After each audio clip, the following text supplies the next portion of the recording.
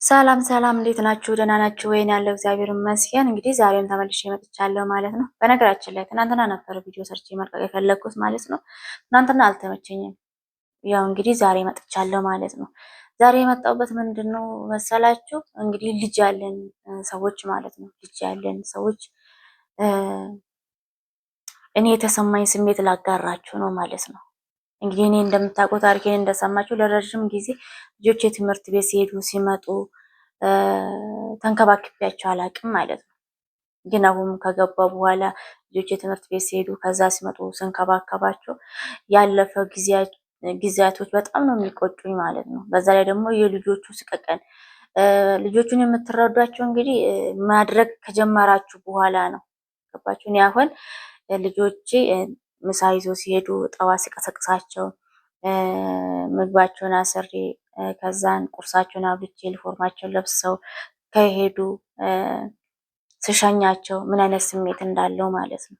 ከዛም ደግሞ ሰዓት ደረሰ ብዬ ለነሱ ምሳ ማዘጋጀት፣ መክሰስ ማዘጋጀት እሱን ስታስቡ በጣም ነው ደስ የሚለው ማለት ነው። ታዲያ ምንድነው እሱ ያለፈ ጊዜ በጣም ነው የሚቆጨው ማለት ነው። ለካ ልጆቹ ስቅቅን ውስጥ ነበሩ የሚኖሩት ማለት ነው። እኛ ብዙዎቻችን ልጆችን ወልደን ከዛን ለቤተሰብ ወይም ደግሞ ለዘመድ ሰጥተን እንሄዳለን ማለት ነው። ከዛን ልጆቹ ግን ሁሉን ውድ ጫማ፣ ውድ ትምህርት ቤት ብታስተምሯቸው እንኳን ራሱ ልጆቹ በጣም ያስባሉ ማለት ነው። እኔ ያየሁበት ልጆች ላይ ያየሁበት ነገር ማለት ነው ምንድን ነው ትምህርት ቤት ገና ጠዋት ሲሄዱ አንቺ ዛሬ ቤት ነሽ? ቤት ነው የምትውይ? እኛ ስንመጣ ከትምህርት ቤት ነሽ ብሎ ጥያቄ ይጠይቃሉ ማለት ነው። አያችሁ ምን ያህል ስቅቀን እንደያዛቸው ማለት ነው። እና ምን ልላችሁ ፈልጌ ነው እንደኔ ረዥም ዓመት አረብ ሀገር ቆይታችሁ ልጆች ወልዳችሁ ሄዳችሁ ልጆቻችሁ በሌላ እጅ አድገው ከዛን ደግሞ ምንም ነገር አያውቁም። ልብስ ገዛለታለሁ፣ ቆንጆ ትምህርት ቤት ይማራል፣ ብዙ ነገር አደርግለታለሁ እንላለን። እዛ ተቀምጠን ነው። ግን እንደዛ አይደለም። እዛ ሆነን ከምናደርግላቸው በላይ እዚህ ሆነን የምንከባከባቸው በጣም ትልቅ ዋጋ እንዳለው አይቻለሁ ማለት ነው። በአይናቸው ላይ ፈገግታቸው ብዙ ነገር ማለት ነው። እና ልጆች ወልዳችሁ አረብ ሀገር እንደኔ ተሰዳችሁ ለረዥም ዓመት ሰው ቤት ስትሰሩ ለልጆቻችሁ ብዙ ነገር የምታደርጉ እዛ ሆናችሁ ማለት ነው። ጊዜ ባታስረዝሙ ማለት ነው። ጊዜ ባታስረዝሙ። በእርግጥ አውቃለሁ አይሞላም፣ ግን እንደምንም አድርጋችሁ ልጅ ያላችሁ ብቻ ነው ያልኩት። ልጆች ያላችሁ ብቻ በጊዜ ወደ ልጆቻችሁ ግቡ። ስሜታቸው በጣም ከባድ ነው። እመቤቴን አይናቸው ያወራል፣ ሲሄዱ ይሳቀቃሉ። ከመቼው ማለት በቃ አይናቸው ነው በቃ በጣም የሚያወራ ማለት ነው።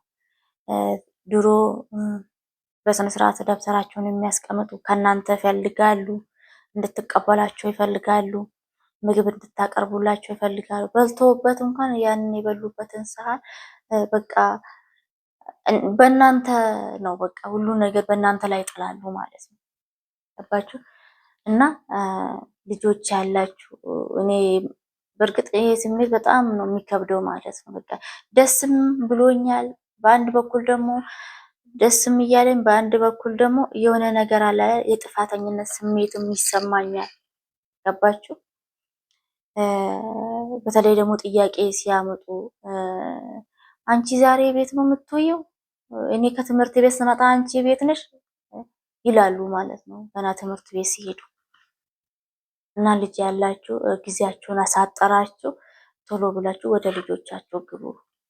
በቃ በእርግጥ እኛ እዛ የምንለፋ ለልጆቻችን ስንል ነው፣ ለነገ ህይወታቸው ብለን ነው የምንለፋው። ግን ለልጆች ያ ነገር አይታያቸውም ማለት ነው ዛሬ ላይ ማለት ነው።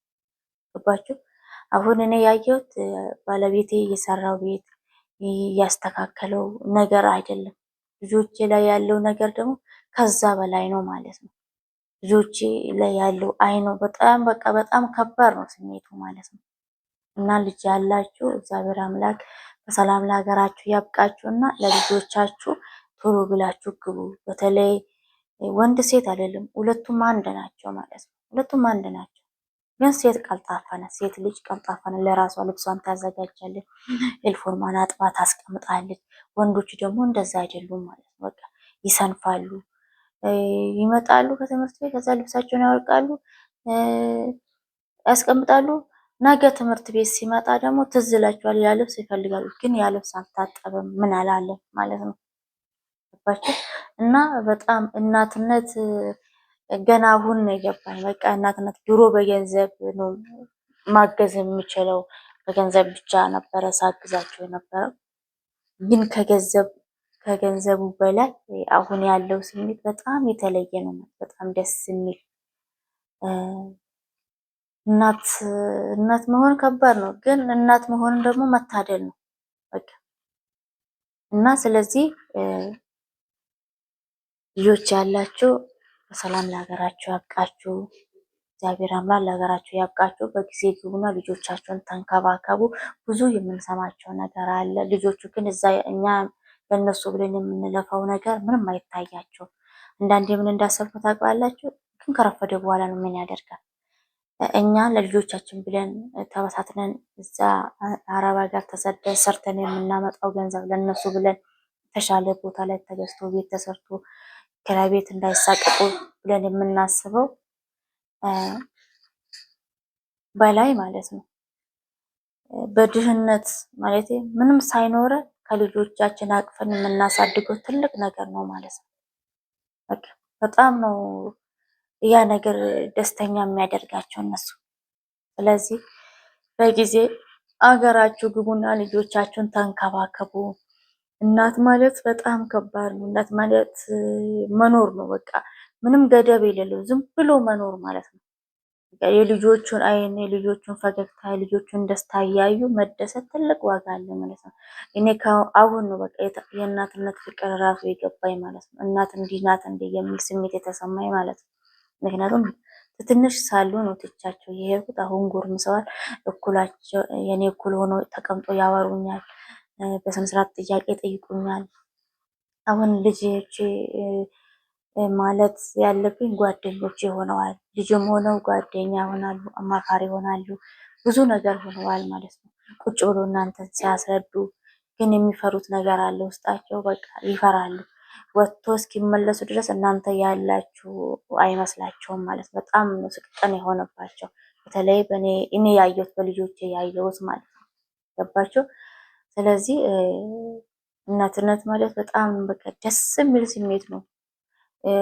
ይሄ ነው ተብሎ የማይገለጽ ማለት ነው። እና እናት መሆን ከላይ እግዚአብሔር ስፈቅድ ብቻ ነው። ልጅ ያላችሁ እግዚአብሔር ልጆቻችሁን ያሳድግላችሁ። ልጅ ያሌላችሁ ደግሞ እግዚአብሔር አምላክ በበረከቱ ይጎብኛችሁ ማለት ነው። ስለዚህ እኔ ዛሬ ወደ እናንተ ይዤ የመጣሁት ደስ ስላለኝ ይህንን ላጋራችሁ ብዬ ነው። መቼም በናፍቆት እዛ ሆነን ልጆቻችን እንዴት እንደምናስባቸው እኔም ስለማቅ እናንተም ከኔ የተሻላችሁ የምታስቡ አይደለም። ምክንያቱም ሁላችንም አንድ ስሜት ነው ያለን። የተሻለ ህይወት አስተካክለን ገንዘብ ይዘን ከዛ ወደ ልጆቻችን እንገባለን። ልጆቻችን ገብተን እናሳድጋለን። በአማረ ሁኔታ በተሻለ ነገር እንላለን። እኔም እንደዛ ሳስብ ነበር። ግን እግዚአብሔር ይመስገን ያ ነገር ተሳክቷል። ተሳክቶ ደግሞ ሁሉ ነገር ተሳክቶ ከገባው በኋላ ደግሞ ግን ልጆቹ ላይ ያየሁት ስሜት የተለየ ነው ማለት ነው። ገባችሁ? ስለዚህ አንዳንዴ ረዥም ፍላጎት ነው የሚኖረን። ለምሳሌ መሬት እንገዛለን፣ ቤት እንሰራለን እንላለን። ከዛን ቤት ከሰራን በኋላ እቃ እንላለን። እቃ ከሰራን በኋላ ወይም ምን ይታወቃል መኪናም እኮ ሊያምረን ይችላል። ልጆቹ ግን እዛ ጋር የጎረመሱ ነው ማለት ነው። ገባችሁ? ስለዚህ እግዚአብሔር አምላክ ለሁላችንም በበረከት ይጎብኘን።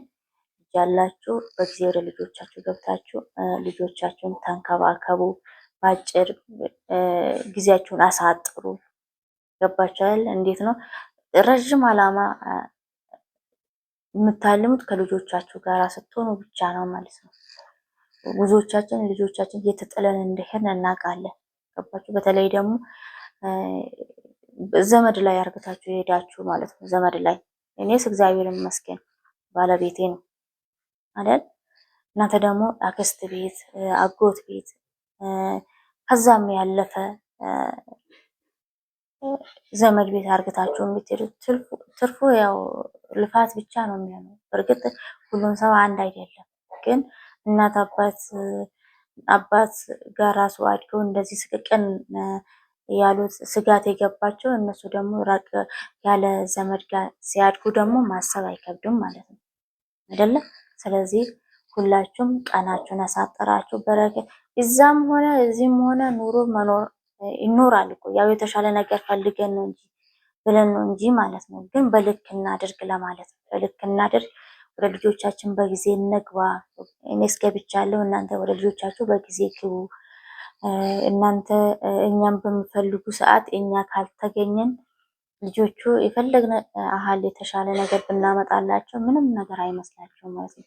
በነገራችን ላይ ምን መሰላችሁ፣ እነሱ ለፍቶ ግረው ያመጡት ነገር ነው ውድ የሚሆነው እንጂ እኛ ሰው ሀገር ተቀምጠን ረዥም ዓመት ተቀምጠን ያፈራነው ንብረት ለእነሱ ምንም ነገር አይመስላቸውም ማለት ነው። ሲጀመር አያዛዝናቸውም፣ ግን ለራሳቸው ለፍቶ ግሮ ያመጡት ነገር ለነሱ ውድ ነው። ስለዚህ እኛ እንደለፋን እኛ ሰርተን እንዳገኘ እነሱም የደረሱ ቀን ሰርቶ ያገኙታል። ገባችሁ? ለልጆች ከማስቀመጥ ይልቅ ሰርቶ እንዲያመጡ ማበረታታት፣ የተሻለ መንገድ ማሳየት። ብዙ ነገር የሚታዩ ነገሮች አሉ። በተለይ ደግሞ በአሁኑ ዘመን የተሻለ ነገር ቴክኖሎጂ ተስፋፍቷል። ልጆቹ በሚጠፉበት መንገድም ሊኖር ይችላል። የቤተሰብ ቁጥጥር ካሌላቸው ማለት ነው። እዛ ሆነን ውድ ስልክ ገዝተን እንዳይከፋቸው ለማለት ብቻ ስልክ እናዘዛቸዋለን። ከዛ እነሱ በዛ ይጠፋሉ ማለት ነው። ማንም መንገድ የሚያሳያቸው ሰዎች የሉም ማለት ነው። ስለዚህ ለልጆቻችን ሁላችንም የራሳችንን ኃላፊነት መወጣት አለብን ለማለት ነው።